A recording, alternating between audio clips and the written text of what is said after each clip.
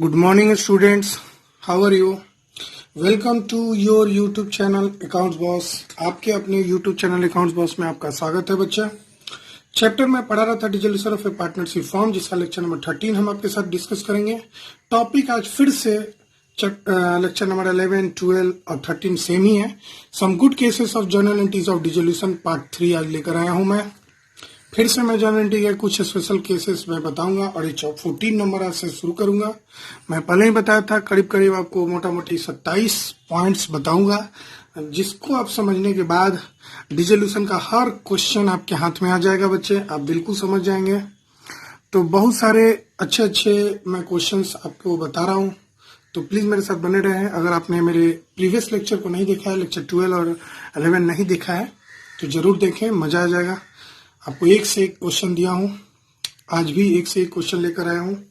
तो आइए शुरू करते हैं हम लोग 14 नंबर से। Half of the creditors accepted machinery of ₹40,000 at an agreed valuation of 10% less than the book value and cash of 3,000 in full settlement of their claim. Remaining creditors were paid out at a discount of 10%. Book value of creditors given in balance sheet just before dissolution were 1,00,000. बड़ा मस्त question है, अगर आप अच्छे से नहीं पढ़ेंगे तो यहाँ गलती कर देंगे बच्चे। तो आइए जरा हम अपने तरीके वाले ट्रिक से यूज करें, कैसे इसको हम समझाएंगे। ये रहा आपका question. Half of the creditors, आपकी बुक वैल्यू जो थी क्रेडिटर्स की बच्चे 1,00,000 थी। ऐसे किया जाता है, ये हमेशा 100% को रिप्रेजेंट करता है। अब इसमें कह रहा है हाफ, मतलब यहां दो टुकड़ा आप करेंगे हाफ। तो जाहिर सी बात, हाफ अगर फर्स्ट टुकड़ा हुआ तो सेकंड टुकड़ा भी हाफ ही होगा। तो 1,00,000 का आधा कितना होगा बच्चे? 50,000, और यहां भी 50,000 ही होगा। अब पहला टुकड़ा के बारे में क्या कर रहा है? Half of the creditor accepted machinery of 40,000 at an agreed valuation of 10% less than book value and cash of 3,000 in full settlement of their claims. मतलब आधा जो क्रेडिटर है, जो 50,000 का क्रेडिटर है, उसकी अब पेमेंट की जब बात आ रही है, तो वो जो क्रेडिटर है, जब पेमेंट की बात आ रही है, तो वो जो क्रेडिटर है दो तरीका से पेमेंट ले रहा है। जो हाफ क्रेडिटर है वो दो तरीके से पेमेंट ले रहा है। पहला देखो, वो एक्सेप्टेड मशीनरी, मतलब 40,000 का मशीनरी ले रहा है। अब 40,000 का मशीनरी ले रहा है, हम ये नहीं बोले हैं कि 40,000 रुपया में मशीनरी ले रहा है, हम बस ये बोले हैं कि एक्सेप्टेड मशीनरी ऑफ 40,000, मतलब 40,000 का मशीनरी ले रहा है। आगे का छोड़ देते हैं net agreed value. And cash ले रहा है 3,000 का। मतलब आपका जो क्रेडिटर है ना 50,000 का, वो दो तरीके से पेमेंट ले रहा है। एक 40,000 का वो मशीनरी में ले रहा है, और 3,000 वो कैश में ले रहा है। भाई कैश में ले रहा है तो बात तो एकदम क्लियर है, कैश वाला तो कोई चिंता ही नहीं होता है। लेकिन मशीनरी की बुक वैल्यू चूंकि बढ़ते घटते रह रहा है, तो मशीनरी वो लेने के लिए तैयार हुआ है कितना में, जरा देखते हैं। At an agreed valuation of 10% less than the book value, ये जो बुक वैल्यू है उससे 10% कम में लेने के लिए तैयार हुआ है। उससे 10% कम में लेने के लिए तैयार हुआ है। मैं फिर से बता दूं, ये जो क्वेश्चन है जरा बहुत अच्छे से धीरे से पढ़ने की चीज है, नहीं तो आप गलत कर देंगे आप। ठीक है बच्चा, क्लियर है ना? बताओ जरा, समझ में आया हाँ या ना? बोलो, क्या बोल रहा है बच्चा? 40,000 लेस 10% डिस्काउंट है ना, less than the book value. चलो तो 40,000 कम कर देते हैं, 10% कम कर देते हैं। तो 40,000 में 10% करेंगे कम, लेस करेंगे, तो ये हो जाएगा 36,000। लेकिन इसको कुछ करने की जरूरत ही नहीं है। आप 40,000 लिखो या 36,000 करके लिखो, कोई फर्क नहीं पड़ता, कोई फर्क नहीं पड़ता। मैं फिर से बता रहा हूं, कोई फर्क नहीं पड़ता। अभी अभी मैं पिछले लेक्चर नंबर 13 में आपको बताया था कि अगर किसी लायबिलिटी की पेमेंट एसेट से करते हैं तो उसकी नो एंट्री होती है। तो भाई वो क्रेडिटर्स मशीनरी 40,000 का ले रहा है या 40,000 से 10% कम में ले रहा है, उससे कोई हमको मतलब नहीं है। लेकिन मैंने तो बस समझाने के लिए किया, क्योंकि आप प्रोसेस समझ लो। अब इसकी एंट्री नहीं होगी, इस पे ध्यान ही नहीं देना है। मैंने तो बस आपको समझाने के लिए लिखा है, इस पे बिल्कुल ध्यान नहीं देंगे। मैं फिर से बता दूं, half of the creditor accepted machinery of 40,000 at an agreed valuation of 10% less than the book value. आधा जो क्रेडिटर है वो 40,000 का एसेट ले रहा है 10% कम पे, और 3,000 का कैश मान ले रहा है। तो बस 3,000 का जो कैश ले रहा है उसकी एंट्री होगी। अब आगे बढ़ते हैं। रिमेनिंग क्रेडिटर, रिमेनिंग का मतलब तो आधा ही बचेगा, आधा का तो काम खत्म हो गया। Remaining creditors were paid at a discount of 10%। अब रिमेनिंग क्रेडिटर जो 50,000 बचा है ना, वो 10% डिस्काउंट पे तैयार है। यानी अगर लेस करें हम 10% डिस्काउंट, तो 10% इसका निकल के आएगा 5,000, यानी कि टोटल 45,000 उसको कैश दिया जा रहा है और रेडी हो जा रहा है। देखो यहाँ पे ये नहीं बोला कि कैश में, तो हम कैसे समझेंगे, पहले ही बताते। Remaining creditors were paid, clearly लिखा हुआ है paid at a discount of 10%। जो रिमेनिंग हाफ बचा ना 1 लाख का, वो 10% डिस्काउंट में रेडी हो गया। मतलब 5,000 हमने उसको डिस्काउंट लिया उससे, और उसको 45,000 पेमेंट कर दिया। तो टोटल हमने कैश कितना पेमेंट किया उसकी एंट्री हमको जरूरत होती है। तो टोटल कैश हमने पे किया 48,000, 3,000 इधर और 45,000 इधर, मतलब टोटल 48,000 हमने कैश दिया है। और ये अगर नहीं समझे तो बिल्कुल ही आप इसके पीछे वाला लेक्चर नहीं समझे हैं, क्योंकि इस वाले का तो हमको कोई लेना देना ही नहीं है। ठीक है, मैं जरा झांकी बता दूं अपने लेक्चर नंबर 13 का। मैंने लिखा है, इफ एन एसेट रिकॉर्डेड और unrecorded is given in payment of liability recorded और unrecorded, then no entry is passed for such payment. इसका एक्सप्लेनेशन आप देख लीजिएगा पिछले लेक्चर में जाके। तो खैर, इसकी एंट्री की अगर बात करें बच्चे, तो चूंकि लायबिलिटी की पेमेंट हो रही है, और जब कभी लायबिलिटी का पेमेंट होती है ना, तो फर्म के लिए खर्चा होता है, और फर्म के लिए खर्चा होता है तो रिलेशन अकाउंट हम डेबिट कर देंगे। और रिलेशन अकाउंट हम कैश में पेमेंट कर रहे हैं, तो टू कैश अकाउंट कितना पेमेंट किए हैं अभी तो आपने देखा, 48,000 रुपया हमने पेमेंट किया। बाकी मशीनरी से किया, उसकी एंट्री नहीं करना है। नरेशन बड़ा छोटा सा है, क्रेडिटर्स पेड ऑफ, बड़ा छोटा सा नरेशन है, क्रेडिटर्स का हमने पेमेंट कर दिया। अगर आप चाहते कि नहीं सर हमको थोड़ा प्रोसेस में बताइए, जैसे कि आप पिछले लेक्चर में बोले थे, समझाए थे, तो लो बच्चे, ये रहा बहुत सुंदर वर्किंग नोट, जिसको बिल्कुल भी करने की जरूरत नहीं है। अगर मार्क्स नहीं आए इस वर्किंग नोट पे, आपको मार्क्स नहीं मिले 1 नंबर के क्वेश्चन में। खैर, कैलकुलेशन ऑफ लिख सकते हैं, calculation of cash paid to creditor. Cash paid to creditor हमने लिखा है, हमने मशीनरी पेड टू क्रेडिटर नहीं लिखा है, याद रखिएगा। तो कुछ फॉर्मेट नहीं है, जो हमने चार्ट में बताया ना, उसी को एक लिखित रूप दे देंगे आपके सामने, देखिएगा। मैं कुछ नहीं करूंगा, जो लिखित रूप देने जा रहा हूं। पहला, कैश पेड टू 50% क्रेडिटर। आपने देखा है कि 50% क्रेडिटर को हमने कैश दिया है 3,000, तो यहां लिख देंगे 3,000, और कुछ मैंने नहीं। ये बेस्ट है, हमेशा याद रखिएगा, ये बेस्ट है। दूसरा, बी में बच्चा देख लीजिए, रिमेनिंग था ना, हाँ, तो रिमेनिंग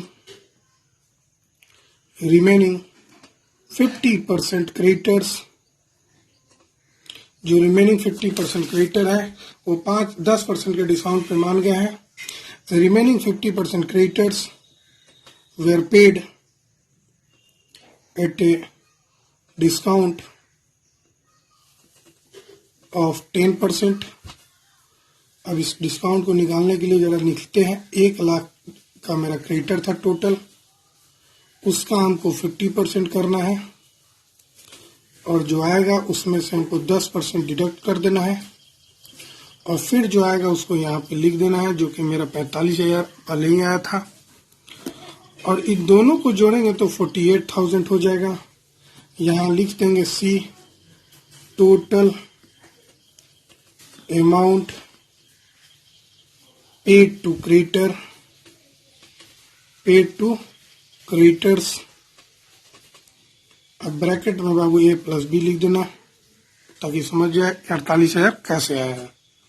मतलब आपने गौर किया कि जो 50% क्रेडिटर्स है वो मशीनरी एक्सेप्ट कर रहा है प्लस कैश एक्सेप्ट कर रहा है। मतलब उसको दो तरह से हमने पेमेंट किया, एक मशीनरी से, एक कैश से। जब भी कोई एसेट्स का पेमेंट लायबिलिटी का पेमेंट एसेट से लायबिलिटी का पेमेंट करते हैं तो उसके लिए कोई जेन्युइनिटी नहीं होता है, तो इसके लिए कोई जेन्युइनिटी नहीं होगा, मैंने पहले ही बताया। खैर आगे पढ़ते हैं। दूसरा और में उसी टाइप का क्वेश्चन दिया हुआ है लेकिन आंसर वही होगा लेकिन क्वेश्चन एकदम अलग होगा। Half of the creditor accepted and unrecorded machinery and cash 3,000। Clearly बोल रहा है कि क्रेडिटर है जितना उसका आधा अनरिकॉर्डेड मशीनरी और कैश में पेमेंट हो रहा है in full settlement and remaining creditors are paid at a discount of 10% और क्रेडिटर की बुक वैल्यू 1,00,000 रुपया है। तो ये वाली एकदम इस चार्ट पे बैठ रही है। 1,00,000 का मेरा क्रेडिटर है, उसका आधा जो है दो तरह से पेमेंट ले रहा है, मशीनरी और कैश में, और आधा 10% डिस्काउंट पे ले रहा है। तो मशीनरी वाला में कहानी नहीं लिखा हुआ है, इसमें केवल मशीनरी वाले में कहानी लिखा हुआ था। तो ये आपको भुलाने के लिए, आपको बेवकूफ बनाने के लिए राइटर ने लिखा है।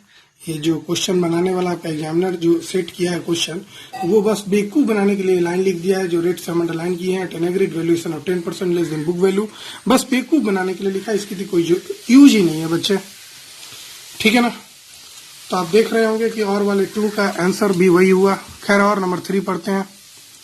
Forms creditor were 1,00,000। फॉर्म का क्रेडिटर शुरू में ही बता दिया कि 1,00,000 है। अब जब ये फॉर्म का क्रेडिटर है तो इसी को बुक वैल्यू समझ लो। Firm gave an unrecorded completely return of asset of 32,000 plus cash of 3,000। आपने गौर किया यहाँ पे जो एसेट्स दे रहा है कि 40,000 में 10% कम वैल्यूएशन पे दे रहा है, मतलब 36,000 में करीब करीब दे रहा था, और यहाँ पे बोल रहा है कि 32,000 रुपया में दे रहा है।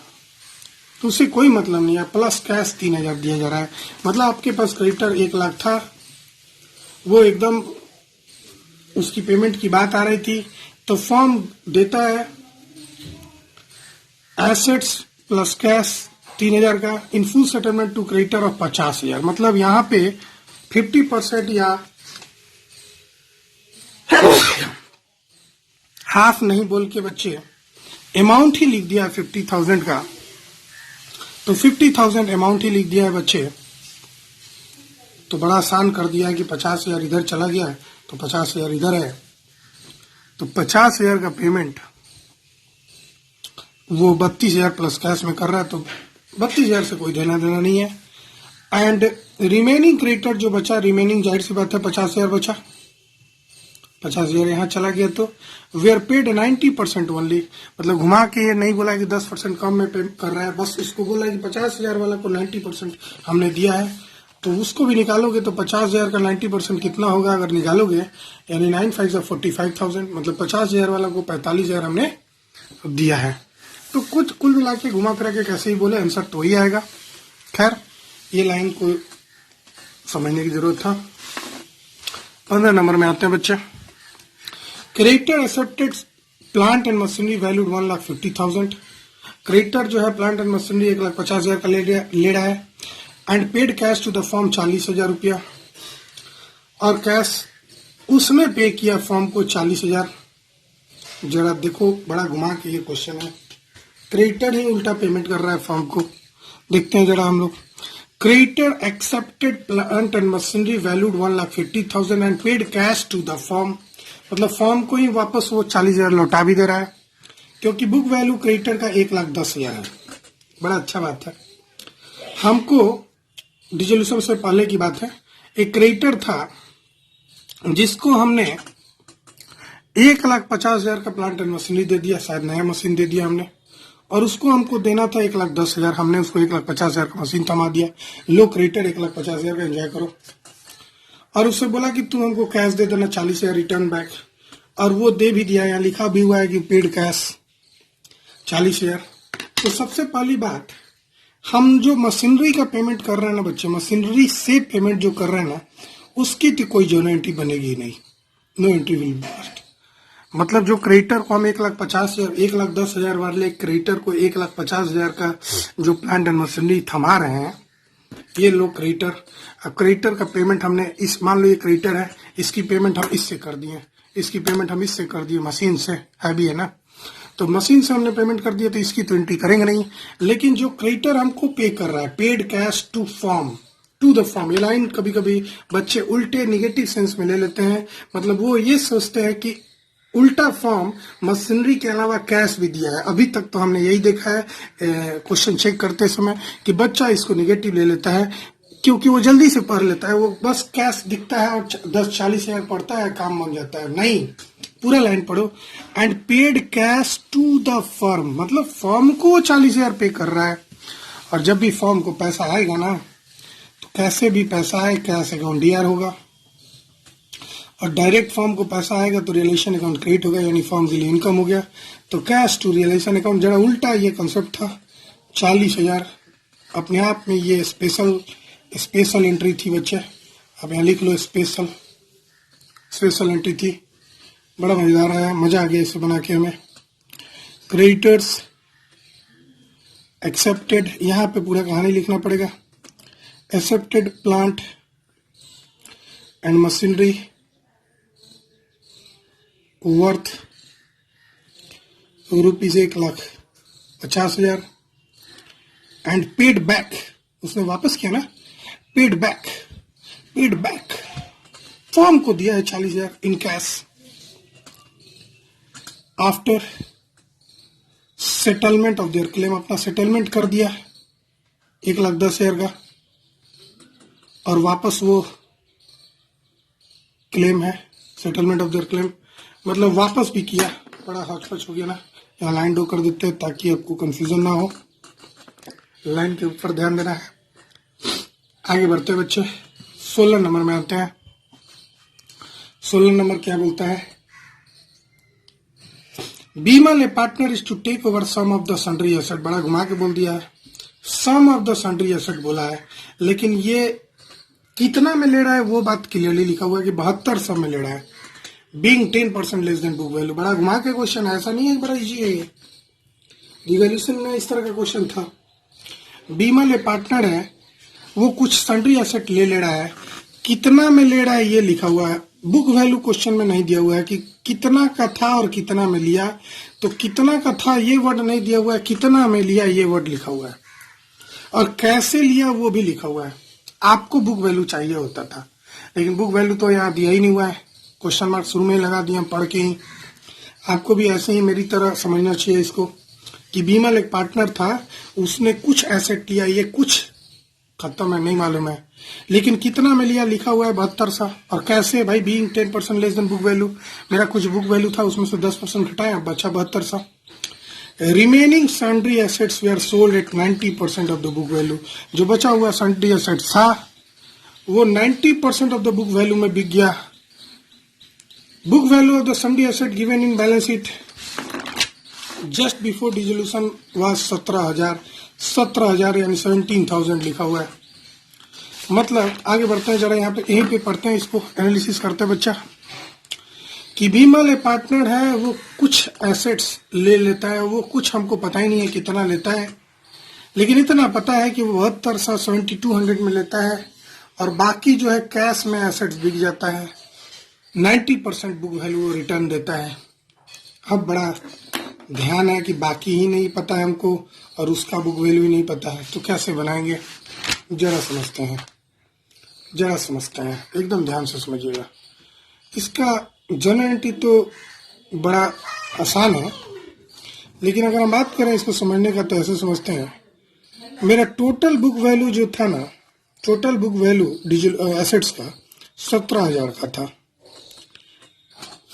अभी 17,000 में 2 टुकड़ा हो रहा है, और दोनों में एक बात लिखा हुआ है, यहाँ सम लिखा हुआ है, यहाँ रिमेनिंग लिखा हुआ है, बड़ा कंफ्यूजन है। यहाँ सम लिखा हुआ है, यहाँ रिमेनिंग लिखा हुआ है ना, यही पेचीदा फंसा दिया, पेच फंसा दिया क्वेश्चन वालों क्वेश्चन बनाने वालों ने। अब सम पता रहता तो इसमें से सम घटा देते तो रिमेनिंग मिल जाता, रिमेनिंग पता रहता तो इसमें से ये घटाते और ये पता चल जाता, लेकिन दोनों ही अननोन है। लेकिन भाई आगे बढ़ते हैं, ये जो सम है ना, उसको यहाँ पे लिखा हुआ है सम 72 सम में लेता है, 7200 में सम लेता है, ये अमाउंट लिखा हुआ है। बड़ा ये ही तो हमको चाहिए था। सम जो है वो 7200 में कोई एक पार्टनर ले लेता है, जिस पार्टनर का नाम रहता है बीमल। एसेट टेकन वाला क्वेश्चन है ये, और एसेट सेल का लायबिलिटी वाला क्वेश्चन नहीं है, एसेट से रिलेटेड क्वेश्चन है। तो बीमल 7200 में लेता है, और ये 7200 के बारे में एक लॉजिक भी लिखा हुआ है। ये जो 7200 है ना, वो 10% less than the book value है। जो बुक वैल्यू है उसका 10% कम 7200 है। अब बुक वैल्यू तो हमको पता ही नहीं है, बुक वैल्यू आपको सम लिखा हुआ है वो पता ही नहीं है, लेकिन इसमें से अगर 10% आप घटाएंगे ना तो ये वाली 7200 आ जाएगी। ये कहानी है। आगे बढ़ते हैं। And the remaining are sold at 90% of the book value. अब रिमेनिंग जो है वो सेल हो रहा है। अब जाहिर सी बात है कैश में सेल हो रहा है, कितना में 90% ऑफ बुक वैल्यू। अब लो फिर फंसा, यहाँ की रिमेनिंग बुक वैल्यू आपको पता ही नहीं है, टोटल बुक वैल्यू आपको पता है कि 17,000 है, लेकिन कुछ इस प्रकार से क्वेश्चन है। ये चार्ट अगर दिख गया तो आप बना लोगे, और चार्ट को बनाना पड़ता है ना क्वेश्चन पढ़ के, वही मेन था। ये तो हमको लग रहा है कि बहुत सारे बच्चे यहाँ पे लॉजिक लगा लेंगे ये समझने के बाद। कैसे लगाएंगे जरा हम लोग भी समझते हैं, बच्चे के मन को हम लोग समझते हैं। बच्चे ने सम की जगह पे एक्स लिख दिया। मान लिया कि let book value of assets taken by Bimal be ₹X लिख देते हैं। जनरलिटी मैं यहाँ पे छोड़ दूं क्या? चलो पेज में बता रहा हूँ, यहाँ से वर्किंग नोट साफ पेज में बताऊंगा, आप लिखते जाना। ये रहा, ये यहाँ से शुरू करें। Let book value of assets taken, book value of sundry asset है, book value of sundry assets taken by Vinod, by Vinod नहीं बीमल, और बाय बीमल विनोद क्यों आ गया? अभी एक ट्रेंड बड़ा फेमस हुआ है विनोद, हर बात में विनोद, मुझे भी विनोद याद आ गया।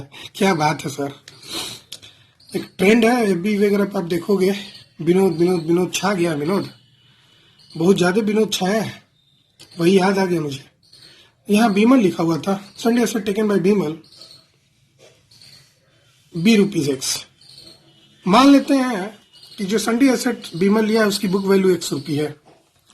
Therefore according to question clearly लिखा हुआ है x में से 10% ऑफ x घटाएंगे तो 7200 आएगा।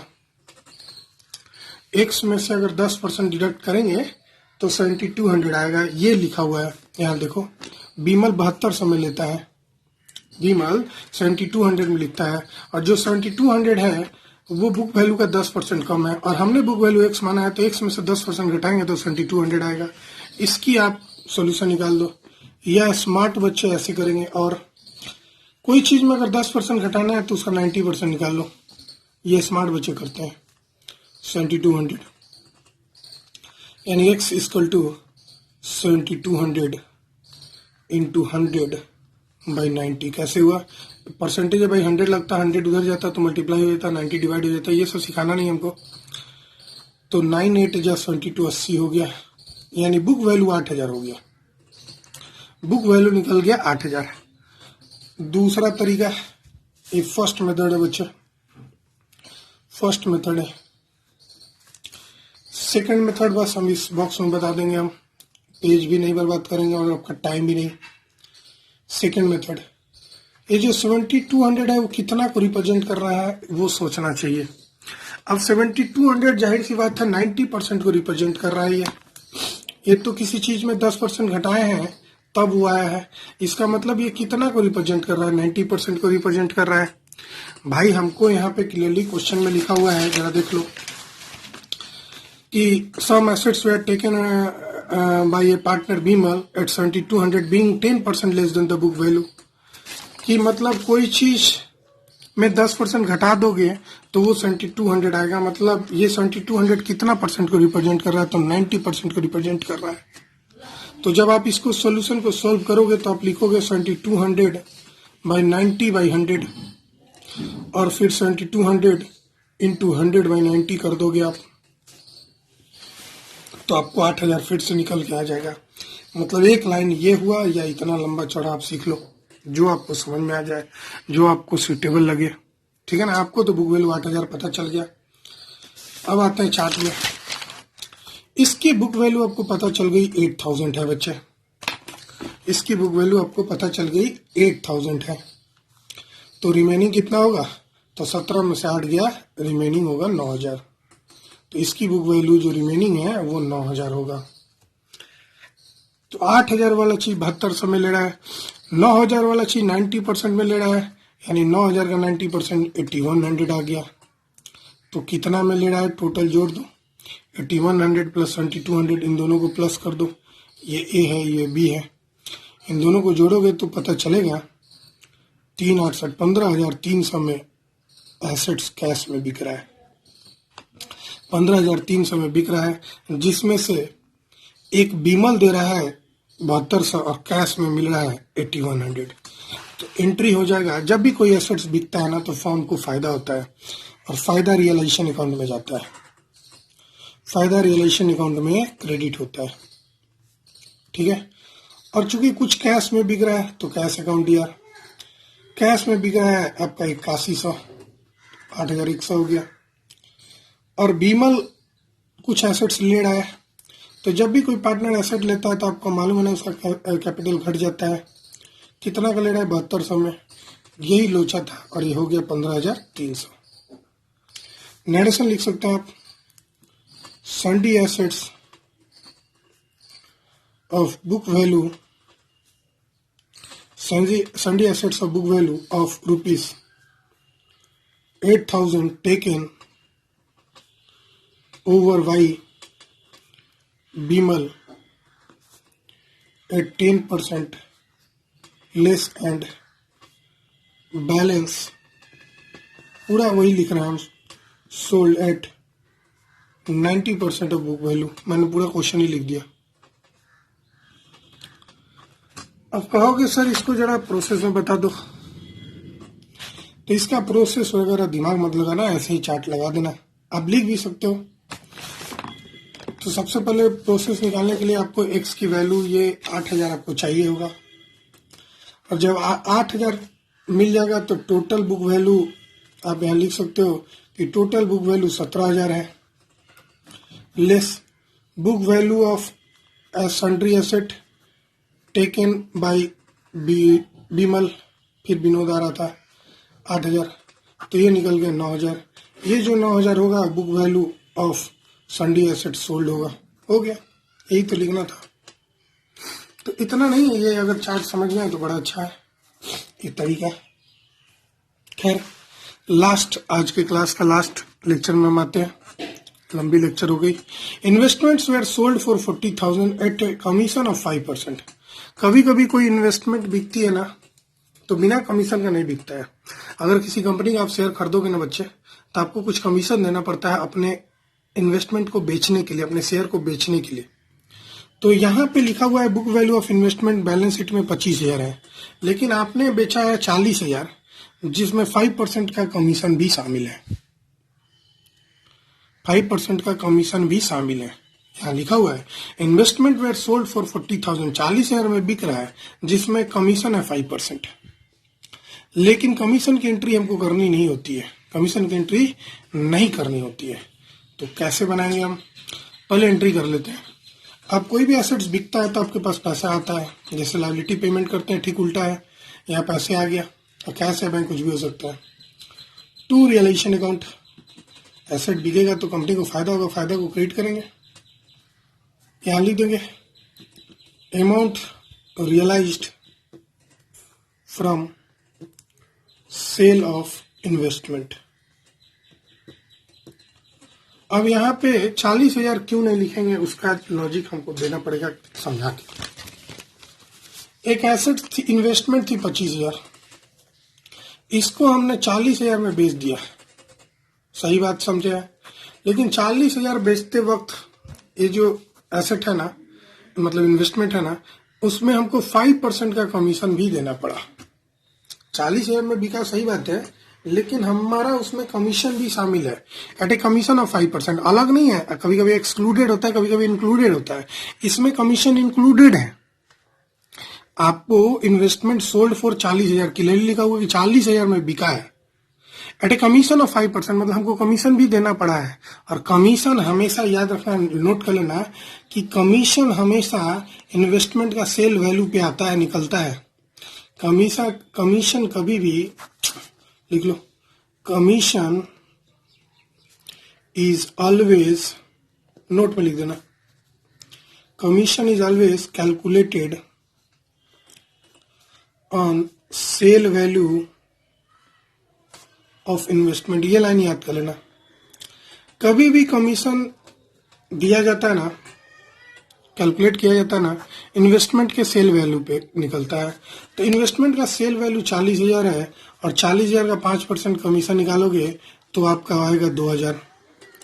तो आपने तो 2,000 कमीशन ही दे दिया, तो आपके पास एक्चुअली पैसा कितना है, 38,000 ही है ना। तो आप यहाँ 38,000 लिखेंगे, ना कि 40,000 लिखेंगे। यही हम समझाना चाह रहे हैं। क्यों 38,000 लिखेंगे, मैं फिर से एक बात बता दूं, आपने 25,000 का चीज 40,000 में बिका, इसमें कोई बात नहीं है, कोई बड़ी खुशी की बात है कि आपका इन्वेस्टमेंट अच्छा रिटर्न दिया। लेकिन रिटर्न देने के लिए आपको जो है ना 5% का कमीशन भी देना पड़ा। तो कमीशन भी देना पड़ा, तो एक्चुअल कैश रियलाइज्ड कितना हुआ, 40,000 की 38,000। ये सोचने वाली बात है। ये क्वेश्चन आपके लिए कि आपका इन्वेस्टमेंट की बुक वैल्यू थी 25,000, जिसको 40,000 में सेल कर दिया गया, लेकिन ये सेल कराने के लिए आपको 5% का कमीशन देना पड़ा।